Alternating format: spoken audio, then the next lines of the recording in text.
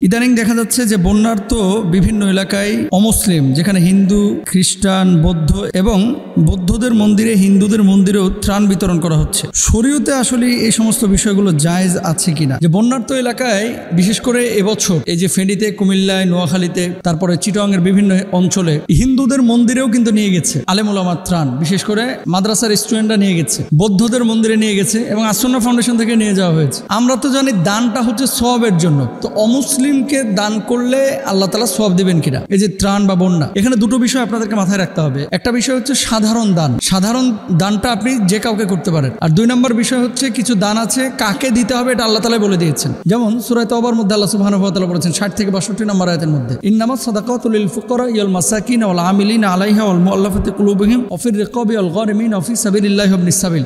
দীর্ঘ আয়াত, আয়াতের অর্থের দিকে যাব না, সময় লাগবে। জাকাতের যে খাতটি আছে এই খাত অনুযায়ী কাকে আপনি জাকাত দিতে পারবেন এটা আল্লাহ তাআলা বলে দিয়েছেন। তাহলে কি জাকাতের কোনো টাকা দিয়ে আপনি বন্যার জিনিস আপনি যদি মনে করেন যে এটা দেওয়া হয়েছে জাকাতের জন্য, এখন এই টাকাটা বন্যার্ত মানুষকে আপনি দিতে পারবেন, যে বিপদগ্রস্ত তাকে মালিক করে দিতে পারবেন, কিন্তু এই খাতের বাইরে গিয়ে আপনি স্বেচ্ছাচারী হয়ে যে কাউকে দিতে পারবেন না। যেখানে আল্লাহ সুবহানাহু ওয়া তাআলা 8 শ্রেণীর কথা বলে দিয়েছেন, এদের বাইরে আপনি জাকাতের অর্থ দিতে পারবেন না। তাহলে ত্রাণ যে দিচ্ছি এটা জায়েজ আছে কিনা?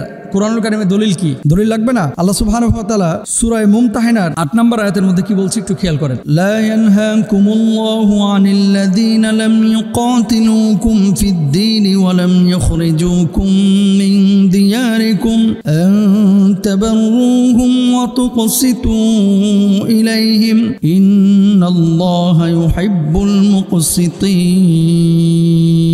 সাদাকাল্লাহুল আযীম। কি বলছেন আল্লাহ তাআলা? দ্বীনের ব্যাপারে যারা তোমাদের বিরুদ্ধে যুদ্ধ করেনি, অর্থাৎ এমন অমুসলিম, এমন হিন্দু, এমন খ্রিস্টান, এমন বৌদ্ধ যারা আমাদের সাথে যুদ্ধ ঘোষণা করে নাই, এই ধরনের মানুষগুলোর ক্ষেত্রে যারা আমাদেরকে দেশ থেকে বহিষ্কার করে নাই, তাদের প্রতি মহানুভবতা প্রদর্শন এবং ন্যায় বিচার করতে আল্লাহ তোমাদেরকে নিষেধ করেন না। দেখেন ডাইরেক্ট আল্লাহ তাআলা বলতেছেন 8 নম্বর আয়াতের মধ্যে সূরা মুমতাহিনা, যে এদের প্রতি ন্যায় বিচার প্রদর্শন করা যাবে, এদের প্রতি আদালত প্রদর্শন করবেন, নিষ্ঠা প্রদর্শন করবেন, মহানুভব আচরণ আপনারা করবেন, এটা কিন্তু আপনার জন্য জায়েজ। তো এই দৃষ্টিতে আলেম ওলামা কিন্তু সেখানে দিচ্ছেন। এবার আসেন অন্য দলিল নেন। আল্লাহ রাসূল সাল্লাল্লাহু আলাইহি ওয়াসাল্লামের কাছে আসমা বিনতে আবু বকর রাদিয়াল্লাহু তাআলা আনহা তিনি আসলেন। আসার পর বললেন, ওগো নবীজি, আমার মা তো এখনো মুশরিকা, ঈমান আনে নাই, তো আমি ঈমান এনেছি, আমার মা তো অমুসলিম, তার সাথে কি আমি ভালো আচরণ করতে পারবো কিনা? আল্লাহর হাবিব সাল্লাল্লাহু আলাইহি ওয়াসাল্লাম তখন তাকে বললেন, যদিও তোমার মা ঈমান আনে নাই, তারপরেও তুমি তোমার মায়ের সাথে ভালো আচরণ করো। সুবহানাল্লাহ। দেখেন এখান থেকে কি মেসেজ, যে আল্লাহর নবীকে সরাসরি প্রশ্ন করা হচ্ছে যে আমার মা ঈমান আনে নাই, আমি কি তার সাথে ভালো আচরণ করবো নাকি তার সাথে খারাপ আচরণ করবো? আল্লাহর নবী বললেন তার সাথে ভালো আচরণ করো। তাহলে নবীজি সেখানে বললেন। অন্যদিকে দেখেন একজন সাহাবী তিনি ঘরে আসলেন, আসার পরে তার বাড়িতে বকরি জবাই করা হয়েছিল। তো এই বকরি জবাইয়ের পরে গোশতটা রান্নাবান্না তার জন্য করা হয়েছে। তো তিনি বাড়িতে ঢুকেই তার প্রতিবেশী ছিল একজন ইহুদি, তিনি জিজ্ঞেস করলেন যে এই প্রতিবেশীকে গোশত দেওয়া হয়েছে কিনা। খেয়াল করেন, সাহাবী জিজ্ঞেস করতেছেন এই ইহুদি প্রতিবেশীকে গোশত দেওয়া হয়েছে কিনা। তো বলা হলো যে না, এখনো গোশত দেওয়া হয় নাই। তখন তিনি বললেন যে তাকে গোশত দিয়ে আসো, তারপর আমি খাদ্য গ্রহণ করবো। আরেকটা দলিল নেন। নবীজি সাল্লাল্লাহু আলাইহি ওয়াসাল্লাম বসে আছেন, এমন মুহূর্তে কফিনে লাশ নিয়ে যাওয়া হচ্ছে। নবীজি দাঁড়িয়ে গেলেন। সাহাবীরা বললেন, ওগো নবীজি, কেন দাঁড়াইলেন আপনি? আল্লাহর হাবিব সাল্লাল্লাহু আলাইহি ওয়াসাল্লাম বলছেন, লাশ দেখে আমি দাঁড়াইলাম। সাহাবীরা বললেন, ওগো নবীজি, এ তো ইহুদির লাশ। আল্লাহর নবী বললেন, সে তো মানুষ। দেখেন, ইহুদির লাশ নিয়ে যাওয়া হচ্ছে, আল্লাহর নবী ওই ইহুদির লাশ দেখে দাঁড়িয়ে গেলেন। কারণ কি?